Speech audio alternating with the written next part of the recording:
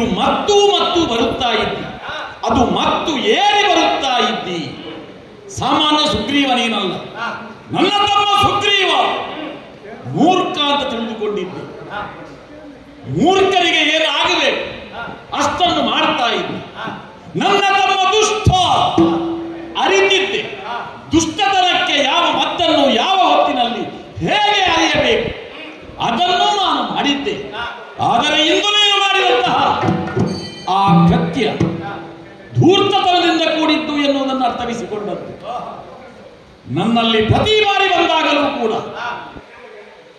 ಬಂದು ಹೋಗುತ್ತಿದ್ದದ್ದಲ್ಲ, ಪೆಟ್ಟು ತಿಂದು ಹೋಗುತ್ತಿದ್ದದ್ದಲ್ಲ, ನಮ್ಮ ವಾನರ ಸಾಮ್ರಾಜ್ಯವನ್ನು ಅಲುಗಾಡಿಸುವಂತಹ ಕೃತ್ಯವನ್ನು ನೀನು ಮಾಡ್ತಾ ಇದ್ದಿ. ನೀನು ಮತ್ತು ಮತ್ತು ನಿನ್ನ ಶಕ್ತಿವರ್ಧನೆಯ ಒಂದು ಕಾಯಕವನ್ನು ಧೂರ್ತತನದಿಂದ ಮಾಡುತ್ತಾ ಇದ್ದಿ ಎನ್ನುವುದನ್ನು ಪ್ರತ್ಯಕ್ಷದರ್ಶಿಯಾಗಿ ನಾನು ಕಂಡವ. ಅದಕ್ಕಾಗಿಯೇ ನಮ್ಮ ಕಿಷ್ಕಿಂಧೆಗೆ ಬೇಕಾದ ವ್ಯವಸ್ಥೆಯನ್ನು ಮಾಡಿಕೊಂಡು ನಾನು ಬರಬೇಕಾಗಿತ್ತು. ಈ ಪೂರ್ವದಲ್ಲಿ ಅಂತಹ ಅವಶ್ಯಕತೆ ನನಗೆ ಇರಲಿಲ್ಲ.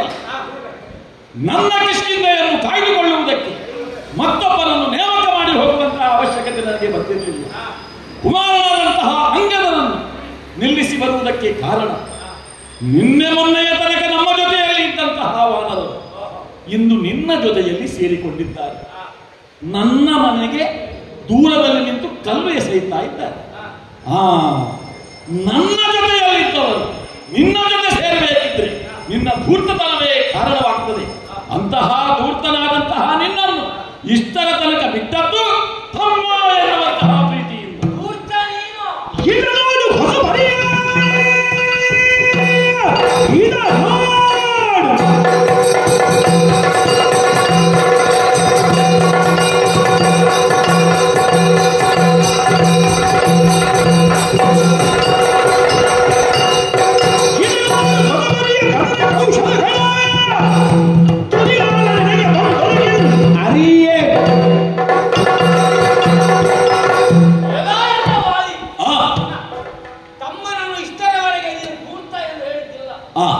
ಆದರೆ ಈ ಹೊತ್ತಿಗೆ ಧೂರ್ತನನ್ನು ಸಂಬೋಧನೆ ಮಾಡ್ತಾ ಇದ್ದಿದ್ದಾದ್ರೆ ನಿನಗೆ ಬಂದದ್ದು ಕಡೆಗಾಲ ಅಂತ ಹೇಳಬೇಕು. ಯಾಕೆ ಗೊತ್ತುಂಟ? ಧೂರ್ತತನವನ್ನು ಮಾಡುತ್ತಾ ಬಂದದ್ದು ನೀನು. ಎಲ್ಲಿಯಾದರೂ ಕಿಷ್ಕಿಂಧೆಯಲ್ಲಿರುವಂತಹ ವಾಣಗಳಲ್ಲಿ ಬೇಕಾದ್ರೆ ಕೇಳು. ಅವರು ಕೆಲವು ಮಂದಿಗಳಿಗೆಲ್ಲ ಹೇಳಲಿಕ್ಕೆ ನಿನ್ನ ಮುಂದೆ ಬಂದು ಧೈರ್ಯ ಸಾಕಾಗುವುದಿಲ್ಲ, ಅದಕ್ಕೆ ಬೇಕಾಗಿ ಹೇಳುವುದಿಲ್ಲ. ಈ ಹೊತ್ತಿಗೆ ಆಗುವಾಗ ಕೆಲವು ಮಂದಿಗಳೆಲ್ಲ ನನ್ನ ಕಡೆ ಬಂದಿದ್ದಾರೆ ಅಂತ ಆದ ಮೇಲೆ ಅವರಲ್ಲಿ ಕೇಳು ಯಾರು ಧೂರ್ತ ಎನ್ನುವುದನ್ನು ಅವರು ಹೇಳ್ತಾರೆ. ಆಗಿರುವಾಗ ತನ್ನದ್ದಾದಂತಹ ಆ ಋಣೆಯನ್ನು ಇಟ್ಟುಕೊಂಡು ನೀನಾಗಿ ಬೆಳೆಯುತ್ತಾ ಇದ್ದಿ ಎಂದಾದ್ರೆ ಇದು ನಿನ್ನ ರಕ್ತದಾನದ, ನಿನ್ನದ್ದಾದಂತಹ ಧನದಾನದ, ನಿನ್ನದ್ದಾದಂತಹ ಬಲದಾನದ, ಇಂತಹ ಸರ್ವ ಮದಗಳನ್ನು ಇವತ್ತಿಗೆ ಇಳಿಸಬೇಕು ಎಂದೇ ಸುಗ್ರೀವನು ಸಿದ್ಧನಾಗಿ ಬಂದಿದ್ದಾನೆ. ಯಾಕೆ ಗೊತ್ತುಂಟ? ನಿನ್ನಲ್ಲಿ 5 ಬಾರಿ ಕೇಳಿಲ್ವಾ? ಸಾಮದಾನ ಬೇಡ ದಂಡ, ಆಮೇಲೆ ಅದು ಕೊಡಬಹುದಾಗಿತ್ತಲ್ಲ, ಅದನ್ನು ಕೊಡಲಿಲ್ಲ ಅಂತ ಆದ ಮೇಲೆ ನಿನ್ನಲ್ಲಿ 4 ಏನು. ಹಾಗಾಗಿ ಎಲ್ಲ ಸಿದ್ಧತೆಗಳು ಉಂಟು. ನೀನು ಹೇಳಿದ್ದಲ್ಲ ಉತ್ತರದ ಬಲ ಉಂಟು ಅಂತೇಳಿ, ಉತ್ತರದವರ ಬಲ ಉಂಟು, ಉತ್ತರದ ಬಲ ಉಂಟು, ಉತ್ತರದವರ ಬಲ ಉಂಟು ಅಂತ. ಹಾಗಾಗಿ ಇವಾಗ ಎಲ್ಲ ಬಲವನ್ನು ಸಂಗ್ರಹಿಸಿಕೊಂಡು ಇವತ್ತಿಗೆ ನಿನ್ನಲ್ಲಿ ಇದ್ದಕ್ಕೆ ಸಿದ್ಧನಾದವರು. ಅದರಲ್ಲೂ ನನಗೆ ನೈತಿಕ ಬಲ ಉಂಟು, ಧರ್ಮದ ಬಲ ಉಂಟು, ದೇವರ ಒಂದು ಆ ನಿಜವಾದಂತಹ ಬಲ ನನಗುಂಟು. ಆದ್ರಿಂದ ಹೇಳ್ತಾ ಇದ್ದೇನೆ, ಇವತ್ತು ಸುಗ್ರೀವನಿಂದ ನೀವು ಕಡೆ ಕಾಲದಲ್ಲಿ ಬಂದಿದೆ. ಇಷ್ಟು ಹೊತ್ತು ಮಾತಾಡ್ಲಿಕ್ಕೆ ಬಿಟ್ಟದ್ದು ಯಾಕೆ ಗೊತ್ತು? ಇನ್ನು ನಿನಗೆ ಮಾತಾಡ್ಲಿಕ್ಕೆ ಅವಕಾಶ ಇಲ್ಲ. ಈ ಮೊದಲು ನಾನು ನಿನಗೆ ಕೊಟ್ಟಂತಹ ಪೆಟ್ಟು ಒಳ್ಳೆಯ ಜಾಗವನ್ನು ನೋಡಿ ಕೊಟ್ಟದ್ದು. ನೀನು ಇಷ್ಟರವರೆಗೆ ಕೊಟ್ಟ ಪೆಟ್ಟುಂಟಲ್ಲ, ಅದು ಅಣ್ಣದಮ್ಮಂದಿರ ಯುದ್ಧವಾಗಿತ್ತು. ಆದರೆ ನಿನ್ನೆಯ ದಿವಸ ನನಗೆ ಕೊಟ್ಟಂತ ಪೆಟ್ಟಿನಲ್ಲಿ ಅಣ್ಣ ಎನ್ನುವ ಭಾವನೆ ಕಳೆದು ಹೋಗಿದೆ. ಅದರಿಂದ ನಾನು ಕೊಟ್ಟ ಪೆಟ್ಟಲ್ಲಿ ನೀನು ಬಿದ್ದಾಗ ಮತ್ತೆ ನಾನು ಹೋದಾಗ ಮನಸ್ಸಿನಲ್ಲಿ ಎಣಿಸ್ತಾ ಇದ್ದೆ, ತಮ್ಮ ಏನಾದ್ರೂ ಸತ್ತು ಹೋದ್ ನಾನು ಅಲ್ಲ. ಯಾವಾಗಲೂ ನಾನು ಬಿದ್ದರೆ ತಮ್ಮ ಎನ್ನುವಂತಹ ಒಂದು ಅವ್ಯಕ್ತವಾದ ಪ್ರೀತಿ ನನ್ನಲ್ಲಿತ್ತು. ನಿನ್ನ ಸ್ವರ ಕೇಳಿದಾಗ ಅಪ್ಪ ತಮ್ಮ ಬದುಕಿಕೊಂಡ ಎನ್ನುವಂತಹ ನಿಟ್ಟಿಸಿರು. ಅದರ ಜೊತೆಯಲ್ಲಿ ನಿನ್ನ ಧೂರ್ತತನದ ಪರಾಕಾಷ್ಠೆಯನ್ನು ಕಂಡವ. ಇನ್ನು ನಿನಗೆ ಮಾತಾಡ್ಲಿಕ್ಕೆ ಅವಕಾಶ ಇಲ್ಲ. ಬರ್ತೀಯಾ? ಬರ್ತೀಯ ಇದಕ್ಕೆ?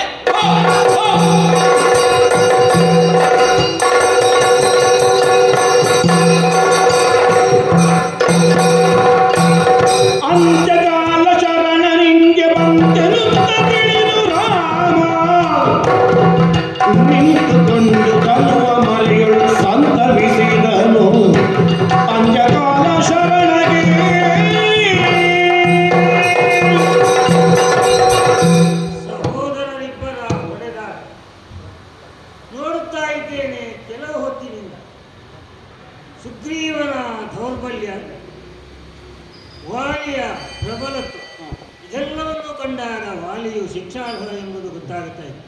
ಹಾಗಾಗಿ ಕೋದಂಡವನ್ನು ಎದೆಗೇರಿಸಿಕೊಂಡು ಬತ್ತಳಿಕೆಯಿಂದ ಶರವೊಂದನ್ನು ತೆಗೆದು ಒಮ್ಮೆ ಧನುಷ್ಟೇಂಕಾರವನ್ನು ಮಾಡಿ ವಾಲಿಯ ಅಂಗಕ್ಕೆ ಪ್ರಯೋಗಿಸುತ್ತೇನೆ.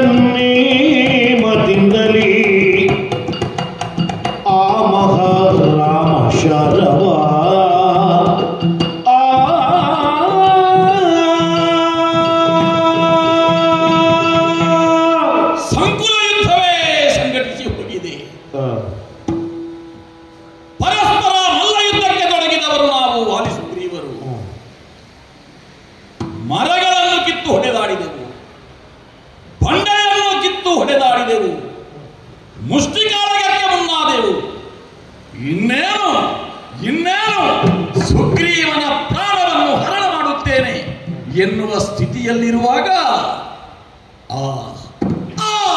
ಅಯ್ಯೋ ತೀಕ್ಷ್ಣವಾದಂತಹ ಒಂದು ಶರ ನನ್ನ ಉದರವನ್ನು ಪ್ರವೇಶ ಮಾಡುತ್ತಾ ಇದೆ. ವಾಮಹಸ್ತದಿಂದ ಅದನ್ನು ಹಿಡಿದಿದ್ದೇನೆ. ಬಿಲ್ಲು ಯುದ್ಧದಲ್ಲಿ ನಾವು ತೊಡಗಿಕೊಂಡವರಲ್ಲ, ಮುಷ್ಟಿಯಿಂದ ಮಾಡುತ್ತಿದ್ದವರು. ಧನುರ್ಧಾರಿಯಾಗಿ ಸುಗ್ರೀವ ಬಂದವನಲ್ಲ. ಬಾಣ ಎಲ್ಲಿಂದ ಬಂತು?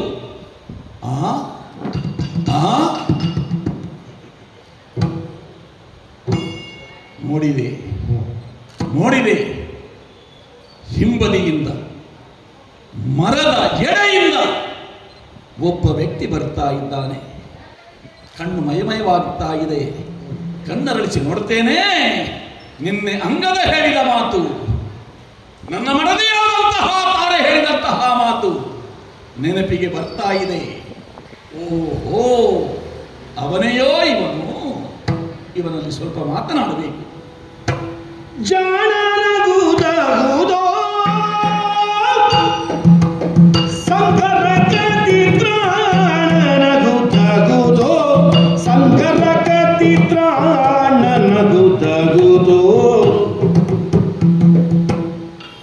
ಶೋಣಿಯೊಳ್ ನಿನಗೆಳೆ ಕಾಣೆ ಪರಾಕ್ರಮಿ ಜಾಣನಗುದಗುದೋ ಇನ ವಂಶಧರ ಸುಗಳೊಳಗೆ ಹಿಂದೆ ಜನಿಸಿದವರು ನಿನ್ನ ಕೆಳಗೆ ಕನಚೋಲತನದ ಶಿಖಂಡಿ ವಿದ್ಯೆಯ ಎತ್ತು ಎಲ್ಲಿಗತಿಸಿದೆಯೋ ನೀರು ಲಂಟಿಗಳ ದುರ್ಗುಣವ ಕೈಕೊಂಡ ಏನು ನಿನ್ನಂತ ಜನರಿಲ್ಲ ಸಾಕ್ಷಿಗಿನ್ನು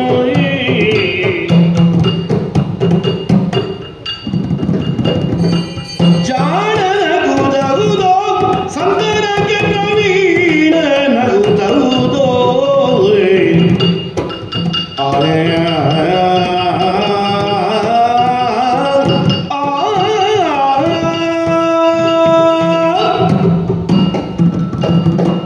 ಜಾಣನಗುದಗುದೋ. ಮುಂದೆ ಬಾ, ನೋಡುತ್ತಾ ಇದ್ದೇನೆ. ಎಡದ ಕೈಯಲ್ಲಿ ಆ ಬಾಣವನ್ನು ಹಿಡಿದುಕೊಂಡಿದ್ದೇನೆ. ಬಲದ ಕೈಯನ್ನು ನೆಲಕ್ಕೆ ಊರಿ ಒಮ್ಮೆ ತಲೆ ಎತ್ತಿ ನಿನ್ನನ್ನು ನೋಡ್ತಾ ಇದ್ದೇನೆ.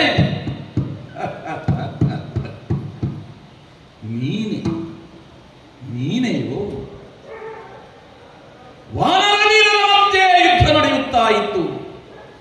ವಾಲಿ ಸುಗ್ರೀವರ ಮಧ್ಯದಲ್ಲಿ ಯುದ್ಧ ನಡೆಯುತ್ತಾ ಇತ್ತು. ಹಿಂಬದಿಯಿಂದ ಶರಪ್ರಯೋಗವನ್ನು ಮಾಡಿ ನನ್ನನ್ನು ಧರೆಗೆ ಒರಗಿಸಿದ ವೀರ ನೀನು ಅಂತ ಅರ್ಥವಾಯಿತು. ನಿನ್ನ ಚರಿತ್ರೆಯನ್ನು ನಾನು ಬಲ್ಲೆ. ಇನಕುಲದಲ್ಲಿ ಹುಟ್ಟಿದವ, ದಶರಥನ ನಂದನ, ವನವಾಸ ದೀಕ್ಷಾಬದ್ಧನಾಗಿ ಬಂದವ. ಪವಿತ್ರವಾದಂತಹ ಇನವಂಶ, ರಘುವಂಶ. ಇನವಂಶದಲ್ಲಿ ಹುಟ್ಟಿದವರ ಚರಿತ್ರೆಯನ್ನು ಬಲ್ಲೆ. ನಾನು ಇಂದು ಮೊನ್ನೆಯವನಲ್ಲ. ಅನೇಕ ಶತಮಾನಗಳ ನನ್ನ ಜೀವಿತಾವಧಿಯಲ್ಲಿ ಅಯೋಧ್ಯೆಯ ಅಧಿಪರ ಯೋಗ್ಯತೆಯ ಕಥಾನಕಗಳನ್ನು ನಾನು ಕೇಳಿದವ. ಆ ದಿವ್ಯ ಪರಂಪರೆಗೆ ಮಸಿಬಳಿಯುವಂತಹ ಒಂದು ಕೆಲಸವನ್ನು, ಆ ಧೀರರ ಪರಂಪರೆಯನ್ನು ಮಸಳಿಸುವ ರೀತಿಯಲ್ಲಿ ಪರಾನ್ಮುಖ ವಧೆಗೆ ಸಿದ್ಧನಾದವ ನೀನು ಮರೆಯಲ್ಲಿ ನಿಂತು ನನ್ನ ಮೇಲೆ ಬಾಣಪ್ರಯೋಗವನ್ನು ಮಾಡಿದೆಯಾ ರಾಮ? ಈ ರೀತಿಯಾದಂತಹ ರಣಕೌಶಲವನ್ನು ನಿನಗೆ ಕಲಿಸಿದಂತಹ ಗುರುಗಳಾದರೂ ಯಾರು? ವಸಿಷ್ಠರು, ವಿಶ್ವಾಮಿತ್ರರು? ಹೇಳು ರಾಮ, ಹೇಳು. ಹಿಂಬದಿಯಲ್ಲಿ ನಿಂತು ಗೊತ್ತಾಗದ ಹಾಗೆ ಶತ್ರುಭಾವ ಇಲ್ಲದ ವ್ಯಕ್ತಿಯ ಮೇಲೆ ಶತ್ರುತ್ರವನ್ನು ಸಾಧಿಸುವುದಕ್ಕಾಗಿ ಶರಪ್ರಯೋಗ ಮಾಡುವಂತಹ ಕುಹಕತನದ ಈ ಕುಟಿಲ ವಿದ್ಯೆಯನ್ನು ಎಷ್ಟು ಸಮಯದಿಂದ ಅಭ್ಯಾಸ ಮಾಡುತ್ತಾ ಇದ್ದ ರಾಮ? ವನವಾಸ ದೀಕ್ಷಾಬದ್ಧನಾದಂತಹ ನೀನು ವನವಾಸದ ಅವಧಿಯಲ್ಲಿ ಇಂತಹ ಕೀಳು ಕೃತ್ಯದ ಅಧ್ಯಯನವನ್ನು ಮಾಡುತ್ತಾ ಇದ್ದೀಯೋ, ಧ್ಯಾನವನ್ನು ಮಾಡುತ್ತಾ ಇದ್ದೀಯೋ. ಯಾವ ಕಾರಣಕ್ಕಾಗಿ ನನ್ನನ್ನು ನೀನು ಈ ರೀತಿಯಾಗಿ ಬಾಣದ ಮೂಲಕ ಹಿಂಸಿಸುತ್ತಾ ಇದ್ದಿ? ನನ್ನನ್ನು ಕೊಲ್ಲುವ ಉದ್ದೇಶದಿಂದಲೇ ನಿನ್ನ ಬಾಣಪ್ರಯೋಗವಾಗಿದೆ ಎನ್ನುವುದನ್ನು ನಾನು ಅರ್ಥೈಸಿಕೊಂಡಿದ್ದೇನೆ. ನನ್ನಲ್ಲಿ ನಿನಗೆ ಯಾಕೆ ಶತ್ರುತ್ವ? ಶತ್ರು, ಮಿತ್ರ, ಉದಾಸೀನ ಎನ್ನುವಂತಹ ಮೂರು ವರ್ಗ. ನೀನು ನನಗೆ ಮಿತ್ರನಲ್ಲದೆ ಇರಬಹುದು, ಆದರೆ ನಾನು ನಿನಗೆ ಯಾವ ಕಾರಣಕ್ಕೆ ಶತ್ರು? ನಾನಾಗಿ ನಿನ್ನನ್ನು ಯುದ್ಧಕ್ಕೆ ಕರೆದೇನೆ. ಬಾರನ ಜೊತೆ ಯುದ್ಧ ಮಾಡು ಎನ್ನುವ ಯುದ್ಧದ ಆಹ್ವಾನವನ್ನು ನಾನು ನಿನಗೆ ಕೊಟ್ಟೇನೆ, ಅಥವಾ ನೀನಾಗಿ ಕೊಟ್ಟಂತಹ ಯುದ್ಧದ ಆಹ್ವಾನವನ್ನು ನಾನು ತಿರಸ್ಕರಿಸಿದ್ದೇನೆ? ಇಲ್ಲ, ಯುದ್ಧದ ಆಹ್ವಾನವನ್ನು ಕೊಟ್ಟಿಲ್ಲ. ದಿನವಂಶದ ಅರಸರು ತೋರಬೇಕಾದಂತಹ ಧೀರತೆಯನ್ನು, ಧೀಮಂತಿಕೆಯನ್ನು ಈ ಸ್ಥಳದಲ್ಲಿ ನೀನು ತೋರಬೇಕಿತ್ತು. ಅದರ ಬದಲಾಗಿ ಕಾರಣವೇ ಇಲ್ಲದೆ ನನ್ನ ಮೇಲೆ ಬಾಣಪ್ರಯೋಗ ಮಾಡಿದೆಯಲ್ಲ ರಾಮ, ಇದು ಸರಿಯೇ? ಇದು ಸರಿಯೇ? ಗಂಡನಿಲ್ಲದ ಹೆಂಗಳಂತೆ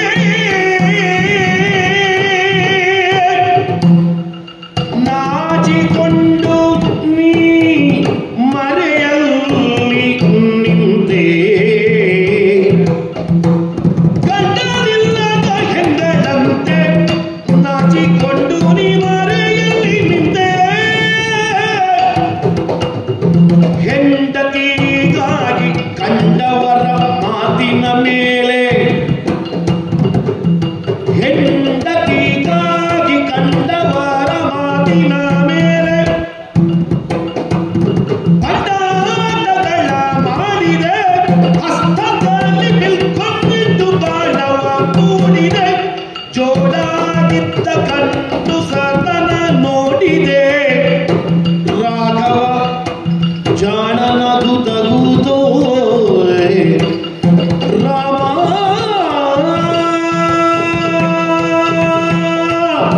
ಮರೆಯಲ್ಲಿ ನಿಂತು ಬಾಣಪ್ರಯೋಗ ಮಾಡುವಂತಹ ಶಿಖಂಡಿ ವಿದ್ಯೆಯನ್ನು ನೀನು ಕಲಿತದ್ದು ಎಲ್ಲಿ ಎನ್ನುವ ಜಿಜ್ಞಾಸೆಗಿಂತಲೂ ನೀನು ಯಾರ ಜೊತೆಯಲ್ಲಿ ಸೇರಿಕೊಂಡು ಈ ಕೃತ್ಯವನ್ನು ಮಾಡಿದ್ದಿ ಎನ್ನುವುದು ನನಗೆ ಅರ್ಥವಾಗುತ್ತಾ ಇದೆ ರಾಮ.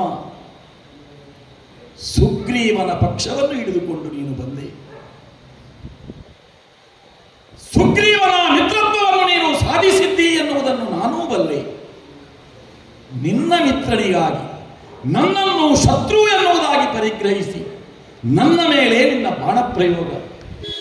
ಯಾಕೆ ನನ್ನಲ್ಲಿ ಪೂರ್ವದ್ವೇಷ? ನಾನು ಮಾಡಿದ ತಪ್ಪಾದರೂ ಏನು? ನನ್ನ ಮೇಲೆ ನಿನಗೆ ಬಾಣಪ್ರಯೋಗ ಮಾಡಬೇಕು, ನನ್ನನ್ನು ತಿದ್ದಬೇಕು ಎನ್ನುವಂತಹ ಮನಸ್ಸು ನಿನಗಿದ್ರೆ ಅಯೋಧ್ಯೆಯ ಅರಸುಪುತ್ರನಾದಂತಹ ನೀನು ನನ್ನನ್ನು ಕರೆಸಿಕೊಳ್ಳಬೇಕಿತ್ತು, ನನ್ನಲ್ಲಿ ಹೇಳಬೇಕಿತ್ತು. ವದಾರ್ಹ ಈ ವಾಲಿ ಯಾಕೆ ಆಗುತ್ತಾನೆ ಎನ್ನುವುದರ ಬಗ್ಗೆ ನಿನ್ನ ನಿಲುವನ್ನು ಪ್ರಕಟಿಸಬೇಕಿತ್ತು. ನನ್ನ ಭಾವವನ್ನು ಹೇಳುವುದಕ್ಕೆ ಅವಕಾಶ ಕೊಡಬೇಕಿತ್ತು. ನನ್ನನ್ನು ದುಷ್ಟ ಎನ್ನುವ ಕಾರಣಕ್ಕಾಗಿಯೇ ನೀನು ಈ ರೀತಿಯಾಗಿ ಬಾಣಪ್ರಯೋಗ ಮಾಡಿದ್ದಿ ಎನ್ನುವುದಿದ್ದರೆ ಯಾರನ್ನು ನೀನು ಶಿಷ್ಟ ಎನ್ನುವುದಾಗಿ ತಿಳಿದಿದ್ದೀಯೋ ಅಂತಹ ಸುಗ್ರೀವನ ಮೇಲೆ ನಾನು ಹಾಕುವ ಆಪಾದನೆಗಳಿಗೆ ಉತ್ತರವನ್ನು ಕೊಡುವ ಸ್ಥಿತಿಯಲ್ಲಿ ನೀನಿರಬೇಕಿತ್ತು. ನಮ್ಮಿಬ್ಬರನ್ನು ಜೊತೆಯಲ್ಲಿ ಇರಿಸಿಕೊಂಡು ಒಬ್ಬ ಅಧಿಕಾರಿಯಾಗಿ ಸೂರ್ಯವಂಶದ ಅರಸುಗುವರನಾಗಿ ವಿಚಾರಣೆಯ ಒಂದು ಕೆಲಸವನ್ನಾದರೂ ನೀನು ಮಾಡಬೇಕಿತ್ತು. ಏಕಪಕ್ಷೀಯವಾದಂತಹ ನಿನ್ನ ನಿಲುವು, ನಿನ್ನ ಹೆಂಡತಿ ನಿನ್ನ ಕೈತಪ್ಪಿ ಹೋದಳು. ಆ ಮಡದಿಯನ್ನು ಹುಡುಕಾಡುವಂತಹ ಆ ಕಾಲಘಟ್ಟದಲ್ಲಿ ನಿನಗೆ ನೆರವಾಗುವುದಕ್ಕೆ ಒಬ್ಬ ವ್ಯಕ್ತಿ ಬೇಕು. ಸುಲಭದಲ್ಲಿ ಸುಗ್ರೀವ ಸಿಕ್ಕಿಬಿಟ್ಟ.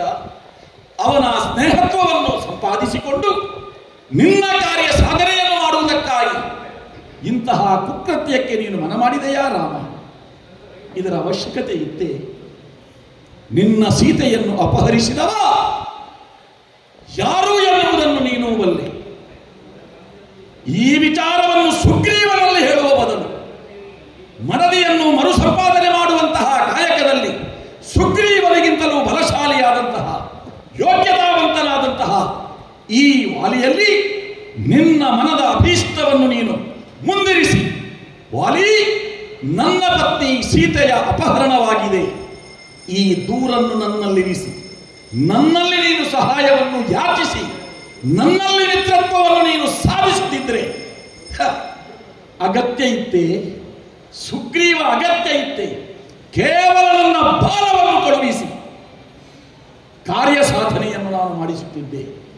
ನಿನ್ನ ಹೆಂಡತಿಯಾದಂತಹ ಸೀತೆಯನ್ನು ಮರಳಿ ನಿಲಗೊಪ್ಪಿಸುವ ಕಾಯಕವನ್ನು ನಾನು ಮಾಡ್ತಾ ಇದ್ದೆ. ಯಾವ ಕಾರಣಕ್ಕಾಗಿ ನನ್ನನ್ನು ನೀನು ಹೊಡೆದೆ ಎನ್ನುವುದನ್ನು ನಾನು ತಿಳಿದಿಲ್ಲ. ಏನು ರಾಮ, ನನ್ನನ್ನು ಸಾಮಾನ್ಯವಾದ ಪ್ರಾಣಿ ಅಂತ ತಿಳಿದುಕೊಂಡಿದ್ದೀಯ? ಅರಸುಗುವವರು ಬೇಟೆಯಾಡುವಂತಹ ಸಂದರ್ಭದಲ್ಲಿ ದುಷ್ಟ ಮೃಗಗಳನ್ನು ಬೇಟೆಯಾಡಬಹುದು. ಅದಕ್ಕೆ ಹಿಂದಿನಿಂದಲೂ ಹೊಡೆಯಬಹುದು, ಮುಂದಿನಿಂದಲೂ ಹೊಡೆಯಬಹುದು. ಅದು ಬೇಟೆಯಾಡುವ ಕ್ರಮ. ನನ್ನನ್ನು ಬೇಟೆಯ ಮೃಗ ಎನ್ನುವುದಾಗಿ ತಿಳಿದೆಯ ರಾಮ? ಬೇಟೆಯ ಮೃಗಗಳಾಗಿದ್ದರೆ ನಾನು ಆನೆ ಅಲ್ಲ. ನನ್ನ ದಂತವನ್ನು ಅಲಂಕಾರಿಕ ವಸ್ತುವಾಗಿ ಉಪಯೋಗಿಸುವುದಕ್ಕೆ ನಿನಗೆ ಸಾಧ್ಯವಿಲ್ಲ ರಾಮ. ನನ್ನ ನಖಗಳನ್ನು ಸಿಂಹದ ನಖಗಳ ಹಾಗೆ, ವ್ಯಾಘ್ರ ನಖಗಳ ಹಾಗೆ ಉಪಯೋಗಿಸುವುದಕ್ಕೆ ನಿನಗೆ ಸಾಧ್ಯವಿಲ್ಲ. ನಾನು ನನ್ನಷ್ಟಕ್ಕೆ ಇದ್ದೆ.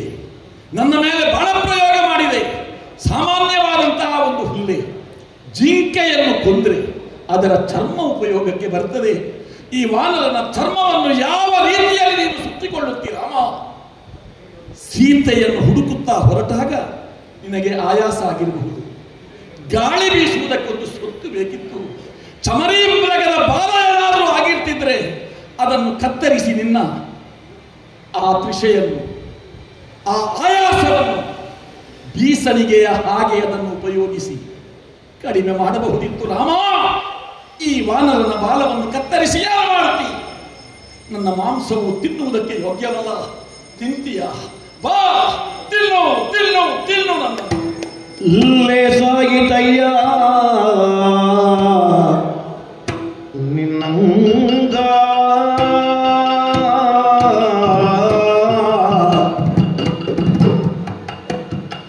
ಇನ್ನು ಏಸು ಬೀಳಿದರು ಪ್ರಸಂಗ,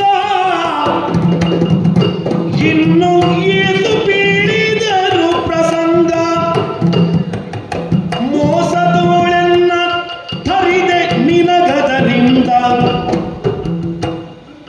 ಮೋಸದೋಳೆನ್ನ ತರಿದೆ ನಿನಗದರಿಂದ, ಏಸು ಕೀಟಿಗಳು ಬಂತು ಕಾಯದೊಳಿತ್ತ ಆಶಪಾಶಗಳು ಸಂತು, ಮತ್ಸರವೆಂಬ ವಾಸಿ ಪಂಥಗಳಿನ್ನಿಂತು ಲೇಸಾಯಿತಯ್ಯ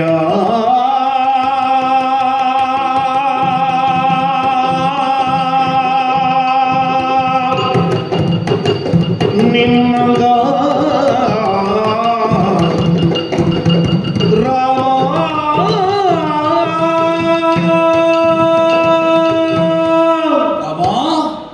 ಕಡಾಖಾಡಿಯಾಗಿ ನಿನ್ನನ್ನೇ ಪ್ರತಿಸ್ಪರ್ಧಿಯನ್ನಾಗಿರಿಸಿಕೊಂಡು ನೀನು ಒಂದು ವೇಳೆ ನಾನು ಅರಿಯುವ ಹಾಗೆ ನನ್ನ ಮೇಲೆ ಬಾಣಪ್ರಯೋಗ ಮಾಡುತ್ತಿದ್ದರೆ ಹಸುವನ್ನು ಕಳೆದುಕೊಳ್ಳುತ್ತಿದ್ದರೆ ಚಿಂತಿತನಾಗುವ ಅವಶ್ಯಕತೆ ಇರಲಿಲ್ಲ.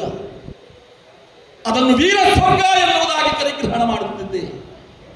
ಬೇಡ, ವರ್ತಮಾನ ಕಾಲದಲ್ಲಿ ವಾಲಿಯ ಪೆಟ್ಟನ್ನು ಸಹಿಸಿಕೊಂಡು ಬದುಕಬಲ್ಲ ವೀರ ನನ್ನ ತಮ್ಮ ಸುಗ್ರೀವನ ಜೊತೆಯಲ್ಲಿ ಹೋರಾಟ ಮಾಡುತ್ತಾ ಇದ್ದ ಸಂದರ್ಭ.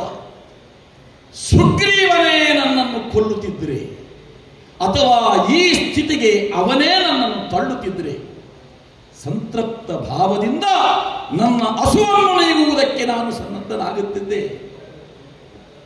ನಾನು ಶತ್ರು, ನನಗೆ ಸಮಾಧಾನ ಇಲ್ಲದ ಹಾಗಾಯ್ತಲ್ಲ ರಾಮ. ನೀನು ಬದುಕಿ ಉಳಿಯುವವ, ನಿನ್ನ ಕೀರ್ತಿ ಪತಾಕೆಯನ್ನು ಮತ್ತಷ್ಟು ಎತ್ತರಕ್ಕೆ ನೀನು ಏರಿಸಬೇಕಾದವ. ಸಾಕೇತದ ದೀಪ, ಅಯೋಧ್ಯ ದೀಪ ರಾಮ. ಈ ವಾನರರನ್ನು ಹಿಂಬದಿಯಿಂದ ಕೊಂದು ಆ ಪಾತಕದ ಛಾಯಾ ಸಂಕುಲದಲ್ಲಿ ಯಾವ ರೀತಿಯಾಗಿ ನಿನ್ನ ಮೇಲ್ಮೆಯನ್ನು ನೀನು ಸಾಧನೆ ಮಾಡಿಕೊಳ್ಳುತ್ತಿ, ನನ್ನನ್ನು ಈ ಸ್ಥಿತಿಗೆ ತಳ್ಳಿ ಯಾವ ಕಾರ್ಯ ಸಾಧನೆಯನ್ನು ಮಾಡಿದ್ದಿ ರಾಮ? ಹೇಳು ರಾಮ, ಹೇಳು. ಸರಿಯೇ, ಇದು ಸರಿಯೇ.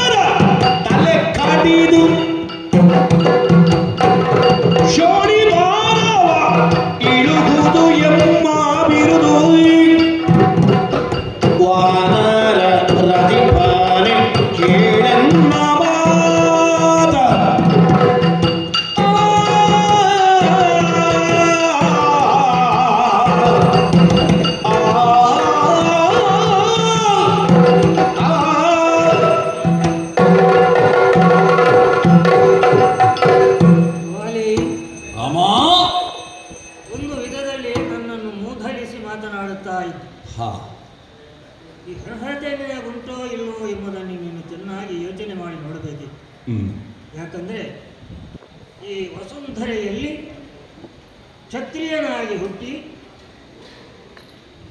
ಈ ಭೂಭಾರ ಹರಣವನ್ನು ಮಾಡುವುದಕ್ಕಾಗಿ ನಾವು ಪ್ರಯತ್ನ ಪಡುವುದು ನಮ್ಮ ಕುಲದ ಕಸವಾಗುತ್ತದೆ, ಕುಲ ಧರ್ಮವಾಗುತ್ತದೆ. ನೀನು ಹಾಗಲ್ಲ, ಪರಾಕ್ರಮಿ ಹೌದು, ಇತರರು ಮಾಡಬಾರದಂತಹ ಕಾರ್ಯವನ್ನು ಮಾಡಿ ನೀನು ಕೀರ್ತಿಯನ್ನು ಪಡೆದವನು ಹೌದು. ಆದರೆ ಕೇವಲ ವಾನರರಿಗೆ ಮಾತ್ರ ನೀನು ಅಧಿಕಾರಿ, ಹೊರತು ಮಾನವರಿಗಲ್ಲ. ಈ ಭೂಮಿಯಲ್ಲಿ ಕ್ಷತ್ರಿಯರ ಧರ್ಮ ಏನು? ದುಷ್ಟ ಶಿಕ್ಷಣ, ಶಿಷ್ಟ ರಕ್ಷಣ, ಧರ್ಮ ಸಂಸ್ಥಾಪನ, ಭೂಭಾರ ಹರಣ. ಇದು ನಮ್ಮ ಕುಲದ ಕಸವಾಗಿತ್ತು. ಅಯೋಧ್ಯೆಯಲ್ಲಿ ಈಗ ನಾನಿಲ್ಲದೆ ಹೋದರೂ ಅಯೋಧ್ಯೆಯ ಪ್ರಸ್ತುತ ಅಧಿಕಾರಿ ಆಗಿಯೇ ಇದ್ದೇನೆ. ಭರತನ ನೇಮದಂತೆ ಇಂದಿಗೂ ಕೂಡ ನನ್ನ ಪಾದುಕೆಯಲ್ಲಿ ಅಧಿಕಾರವನ್ನು ವಹಿಸಿಕೊಂಡಿದ್ದೆ.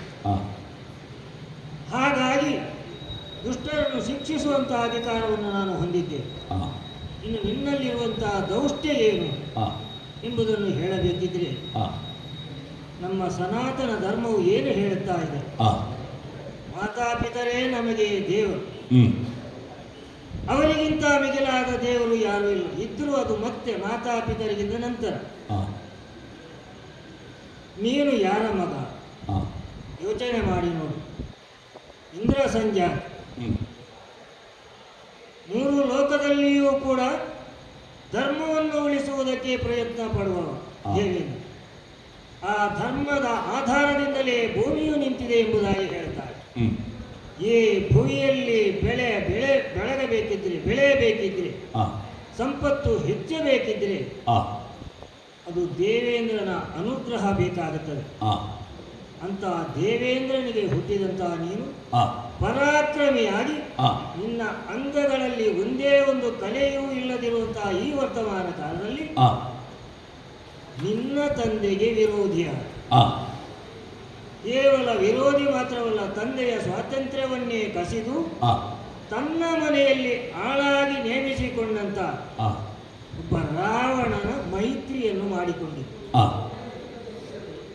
ನಿಜವಾಗಿ ನೀನೊಂದು ಗಂಡುಸುತನ ತೋರಿಸಬೇಕಿದ್ರೆ, ತಂದೆಯಲ್ಲಿ ನಿಮಗೆ ಮಮಕಾರ ಇರುತ್ತಿದ್ರೆ ನಿನಗೆ ಆ ರಾವಣನನ್ನು ನೀನು ಶಿಕ್ಷಿಸಬೇಕಿತ್ತು, ತಂದೆಯನ್ನು ಬಂಧಮುಕ್ತಗೊಳಿಸಬೇಕಿತ್ತು. ಅದು ನೀನು ಮಾಡಿದಂತಹ ಪ್ರಥಮ ಅಧರ್ಮ ಎಂಬುದಾಗಿ ಹೇಳುತ್ತಾ ಇದ್ದೇನೆ. ಹಾಗಾಗಿ ಅಂತಹ ಅಧರ್ಮಗಳನ್ನು ಯಾರು ಮಾಡುತ್ತಾರೋ ಅವರನ್ನು ಶಿಕ್ಷಿಸುವುದಕ್ಕಾಗಿಯೇ ಭೂಮಿಯಲ್ಲಿ ನಾನು ಹುಟ್ಟಿಕೊಂಡವ ಎಂಬುದರಿಂದ ನಿನಗೆ ತಿಳಿಯದ ಹಾಗೆ ಅಲ್ಲ, ಆದರೂ ಒಂದೊಮ್ಮೆ ಧನುಷ್ಟೇಂಕಾರವನ್ನು ಮಾಡಿದ್ದೇನೆ. ಆ ಧನುಷ್ಟೇಂಕಾರದ ಶಬ್ದ ನಿನ್ನ ಕರ್ಣಗಳಿಗೆ ಕೇಳುತ್ತಿದ್ರೆ ಒಮ್ಮೆ ತಿರುಗಿಯಾದರೂ ನೋಡಬಹುದಿತ್ತು ನಿನಗೆ.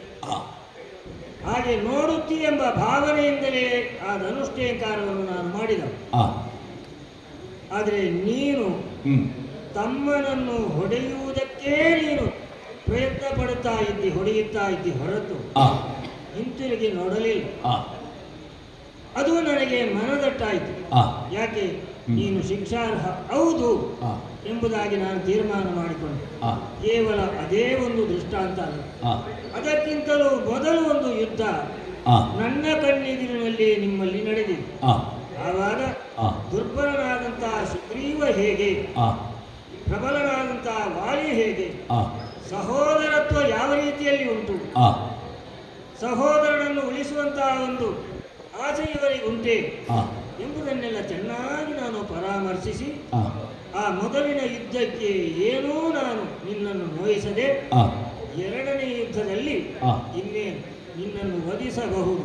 ಅಂದರೆ ಯಾರು ಅಧರ್ಮವನ್ನು ಮಾಡುತ್ತಾರೋ, ಯಾರು ಆತತಾಯಿ ದೋಷಗಳನ್ನು ಮಾಡುತ್ತಾರೋ ಅಂಥವರನ್ನು ವಿಚಾರಣೆ ಇಲ್ಲದೆ ಶಿಕ್ಷಿಸಬಹುದು ಎಂಬುದಾಗಿ ನಮ್ಮ ಶಾಸ್ತ್ರವೇ ಹೇಳುತ್ತಾರೆ. ಆದುದರಿಂದ ವಿಚಾರಣೆ ಇಲ್ಲದೆ ಶಿಕ್ಷೆಗೆ ಅರ್ಹನಾದಂತಹ ನಿನ್ನನ್ನು ನಾನು ಶರಪ್ರಯೋಗವನ್ನು ಮಾಡಿ ನಿನ್ನ ಅಧಟು ನಿಲ್ಲುವ ಹಾಗೆ ಮಾಡಿದ್ದೇನೆ. ಈಗ ನನ್ನ ತಂದೆಯಾದಂತಹ ಇಂದ್ರನನ್ನು ಸೆರೆಯಲ್ಲಿರಿಸಿದಂತಹ ರಾವಣನನ್ನು ವಿಚಾರಿಸದೆ ಸುಮ್ಮನೆ ಇದ್ದದ್ದು ಅಂದ್ರೆ ಮಾಡದೇ ಉಳಿದ ಕಾರಣಕ್ಕಾಗಿ ನಾನು ದುಷ್ಟನಾದದ್ದು, ಅನೀತಿವಂತನಾದದ್ದು, ಅಥವಾ ಯಾವುದಾದರೂ ಕೃತ್ಯವನ್ನು ಮಾಡಿ ನನ್ನಲ್ಲಿ ಅನೀತಿಯನ್ನು ನೀನು ಗುರುತಿಸಿದ್ದೀಯೋ? ನೀನು ಒಂದೇ ಕೃತ್ಯವನ್ನು ಮಾಡಿದ್ದಲ್ಲವಾಗೆ ನೀನು ಮಾಡಿದಂತಹ ಕೃತ್ಯ ಅನೇಕ ಇದೆ. ಅನ್ಯಾಯವನ್ನು ಮಾಡಿದ್ದೀನಿ. ಎಲ್ಲಿ ಹೇಗೆ? ನ್ಯಾಯವೇ ಯಾವುದು? ತಮ್ಮನ ಸತಿಯ ಮುಟ್ಟುವುದು. ನ್ಯಾಯವೇ ತಮ್ಮನ ಸತಿಯ ಮುಟ್ಟುವುದು. ಹೇಯವಾದುದರಿಂದ ದೋಷ ತಟ್ಟುವುದು. ಹೇಯವಾದುದರಿಂದ ದೋಷ ತಟ್ಟುವುದು. ಪ್ರಾಯಶ್ಚಿತ್ತಗಳಿದು ಪರದೋಷಗಳಿಗೆ. ಪ್ರಾಯಶ್ಚಿತ್ತಗಳಿದು ಪರದೋಷಗಳಿಗೆ. ಕಾಯ ಕಂಠನವೆಂಬ ನಿಜ ಮಾತಿನೊಳಗೆ. ಕಾಯ ಕಂಠನ ಎಂಬ ನಿಜ ಮಾತಿನೊಳಗೆ. ನ್ಯಾಯವೇ ತಮ್ಮನ ಸತಿಯ ಮುಟ್ಟುವುದು. ನ್ಯಾಯವೇ ಆ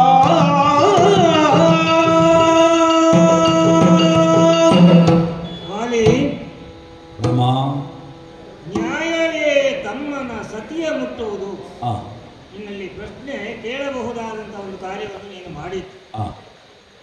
ನಮ್ಮ ಧರ್ಮ ಏನು ಹೇಳುತ್ತದೆ? ತಮ್ಮನ ಮಡದಿಯನ್ನು ಮುಟ್ಟಲೇಬಾರದು. ಏನಾದರೂ ಪ್ರಮಾದವಶಾತ್ ಮುಟ್ಟಿ ಹೋದರೂ ಕೂಡ ದೇವರ ತೀರ್ಥ ಸ್ನಾನ ಮಾಡಿ ಬರಬೇಕು ಎಂಬುದಾಗಿ ಶಾಸ್ತ್ರ ಹೇಳುತ್ತಾ ಇದೆ. ಅದನ್ನೂ ನೀನು ಲೆಕ್ಕಿಸದೆ ನಿನ್ನ ತಮ್ಮನಾದಂತಹ ಸುಗ್ರೀವನ ಮಡದಿ ರುಮೆಯನ್ನು ನಿನ್ನ ಬಳಿಯಲ್ಲೇ ಇಟ್ಟುಕೊಂಡಿದ್ದಿ. ಇದು ಘೋರವಾದಂತಹ ಅಪರಾಧ. ಮಾತ್ರವಲ್ಲ, ನೀನು ಶಿಕ್ಷೆಯನ್ನು ಕೊಟ್ಟದ್ದು ಸಹೋದರನಾದಂತಹ ಸುಗ್ರೀವನಿಗೆ ಮಾತ್ರ. ಇನ್ನಲ್ಲೇ ಒಂದು ಮಾತು ಕೇಳ್ತೇನೆ. ಸುಗ್ರೀವನು ಮಾಯಾವಿಯ ಕಾರಣದಿಂದಲಾಗಿ ಗುಹೆಗೆ ಬಂಡೆಯೊಂದನ್ನು ಅಡ್ಡವಾಗಿಟ್ಟುಕೊಂಡು ಒಂದು ರಾಜ್ಯವನ್ನೇರಿದ. ಅದು ಅವನ ಒಬ್ಬನ ಅಭಿಪ್ರಾಯ ಅಲ್ಲವಲ್ಲ.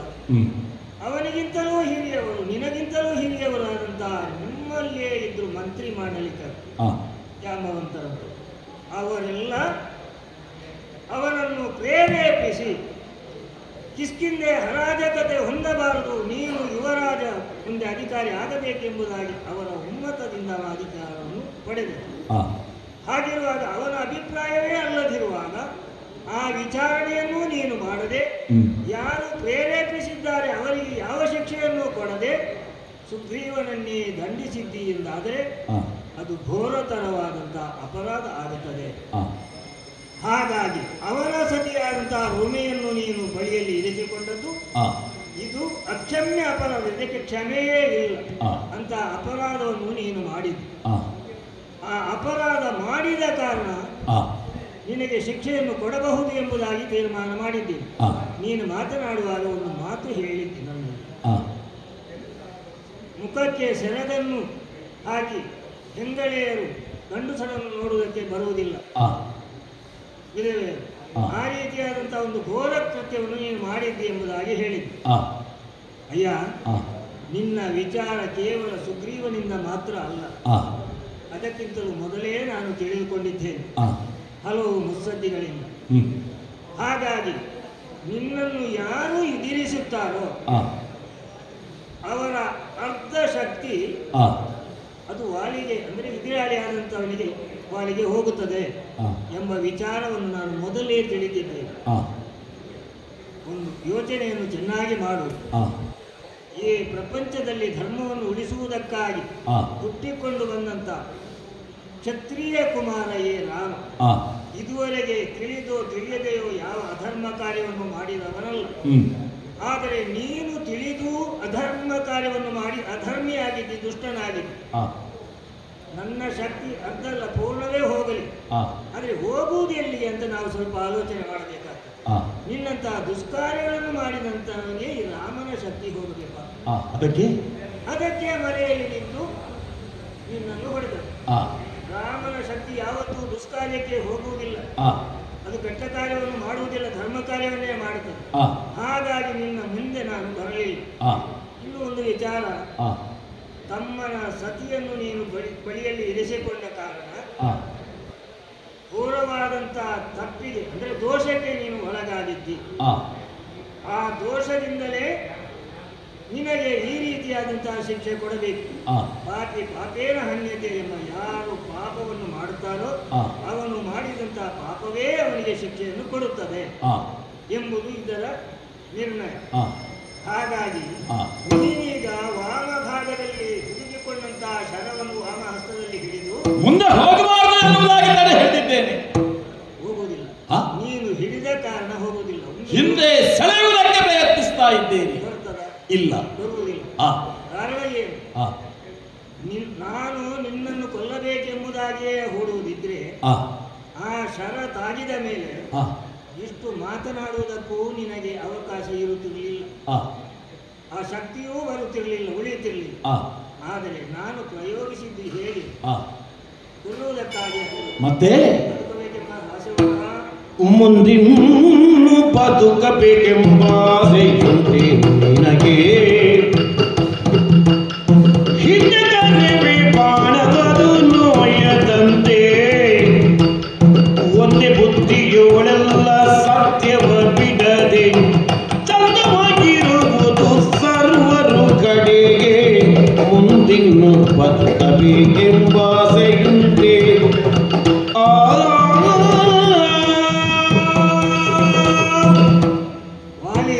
ರಾಮ, ಹುಟ್ಟಿದಾರಭ್ಯದಿಂದ ಇಂದಿನವರೆಗೂ ವಾಲಿಯ ಅಂಗದಲ್ಲಿ ಒಂದೇ ಒಂದು ಕಲೆ ಇಲ್ಲದಿರುವಂತಹ ಶರೀರ ನಿನ್ನ. ಅಂತಹ ಶರೀರಕ್ಕೆ ಒಂದು ಕಲೆಯನ್ನು ನಾನುಂಟು ಮಾಡಿದ್ದೇನೆ. ಯಾಕೆ? ನೀನು ಮಾಡಿದಂತ ಅಧರ್ಮದಿಂದ. ಆದರೆ ಕಾಯಕಂಡನ ಎಂಬ ಶಿಕ್ಷೆ. ನಿನ್ನ ಶರೀರಕ್ಕೆ ಸ್ವಲ್ಪ ನೋವಾದಾಗ ನಿನಗೆ ತಿಳುವಳಿಕೆ ಉಂಟಾದರೆ ನಿನ್ನನ್ನು ಮತ್ತೆ ಬದುಕಿಸುವಂತಹ ಯೋಚನೆ ನನಗುಂಟು.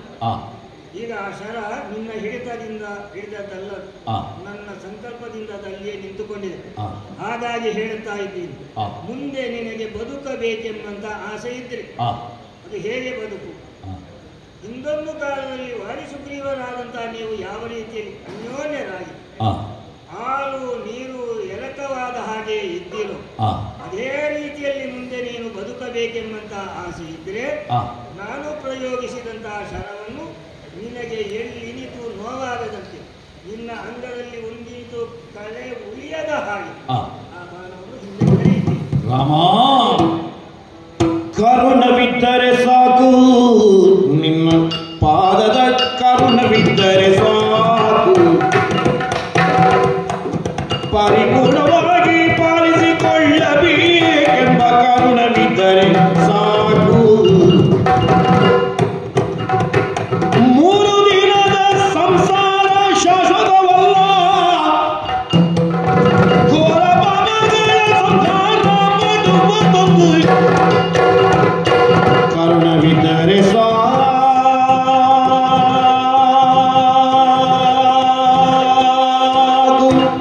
ರಾಮ, ನಿನ್ನ ಪಾದದ ಕರುಣವಿದ್ದರೆ ಸಾಕು ರಾಮ.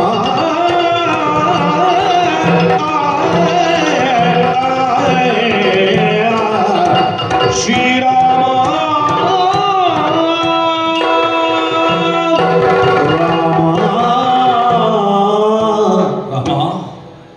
ವಾಮಹಸ್ತದಿಂದ ಹಿಡಿದಂತಹ ಶರವನ್ನು ಒಮ್ಮೆ ಬಿಟ್ಟು ನೋಡಿದೆ. ನಿನ್ನ ಮಾತು ನನಗೆ ಅರ್ಥವಾಯಿತು. ನಾನು ಏನು ನೀನು ಏನು ಎನ್ನುವುದನ್ನು ತಿಳಿದುಕೊಂಡೆ. ನಾನಿನ್ನು ಸೇರಬೇಕಾದ ಸ್ಥಳ ಯಾವುದು ಎನ್ನುವುದನ್ನು ನಿರ್ಧರಿಸುವವ ನೀನು ಎನ್ನುವುದನ್ನು ನಾನು ಬಲ್ಲೆ. ಕಿಷ್ಕಿಂದೆಯೇ ನನ್ನ ಜೊತೆಯಲ್ಲಿದೆ. ನಾನು ಅನಾಥನಲ್ಲ. ನನ್ನ ಪತ್ನಿ ತಾರೆ ನನ್ನ ಬಳಿಯಲ್ಲೇ ಇದ್ದಾಳೆ. ನನ್ನ ಮಗ ಅಂಗದಲ್ಲಿ ಇದ್ದಾನೆ. ಸುಗ್ರೀವ ನನ್ನಿಂದ ಹಿಂಸೆಗೆ ಒಳಗಾದವ, ನನ್ನ ಕ್ರೌರ್ಯಕ್ಕೆ ಒಳಗಾದವ. ನಾನು ಈ ಸ್ಥಿತಿಯಲ್ಲಿ ಒಳಗೆ ಒದ್ದಾಡುತ್ತಿರುವ ಸ್ಥಿತಿಯಲ್ಲಿದ್ದಾಗ ಅವನ ಕಣ್ಣೀರನ್ನು ಕಂಡೆ ರಾಮ. ಅವನು ಅಳುತ್ತಾ ಇದ್ದಾನೆ. ನಿನ್ನ ಬಾಣ ತಾಗಿದ ಮೇಲೆ ಬದುಕುವ ಆಸೆ ನನಗಿಲ್ಲ ರಾಮ. ಆದರೆ ನನ್ನ ಆಸೆ ನಾನಿಲ್ಲದ ಹೊತ್ತಲ್ಲಿ ನನ್ನ ಮಡದಿ ಅವಳ ಹೊಣೆಗಾರಿಕೆಯನ್ನು ಸುಗ್ರೀವನಿಗೆ ಒಪ್ಪಿಸಿದ್ದೇನೆ. ಅಂಗದ ಹೊಣೆಗಾರಿಕೆ ಕೇವಲ ಸುಗ್ರೀವನಿಗಲ್ಲ, ನಿನಗೂ ಇದೆ ರಾಮ. ನನಗೆ ಏನು ಬೇಕು ಎನ್ನುವುದನ್ನು ನೀನು ತಿಳಿದುಕೊಂಡಿದ್ದಿ. ಕೊಡು ಕೊಡು, ಅದನ್ನೇ ಅನುಗ್ರಹಿಸು. ನೀನು ಕೇಳಿದಂತೆ ನಿನಗೆ ಮೋಕ್ಷವನ್ನೇ ಕೊಡುತ್ತೇನೆ. ನಿನ್ನ ಕೇಳಿಕೆಯಂತೆ ನಿನ್ನ ಮಗ ಅಂಗದನನ್ನು ನನ್ನ ತಮ್ಮನಾದಂತಹ ಲಕ್ಷ್ಮಣನ ರೀತಿಯಲ್ಲಿ ನಾನು ನೋಡಿಕೊಂಡು ಬರ್ತಾ ಇದ್ದೇನೆ. ಮುಂದೆ ಸುಗ್ರೀವನು ಇಲ್ಲಿ ನಡೆಸಿಕೊಂಡು ಬರ್ತಾ ಇದ್ದಾನೆ. ವಾನರನ್ನು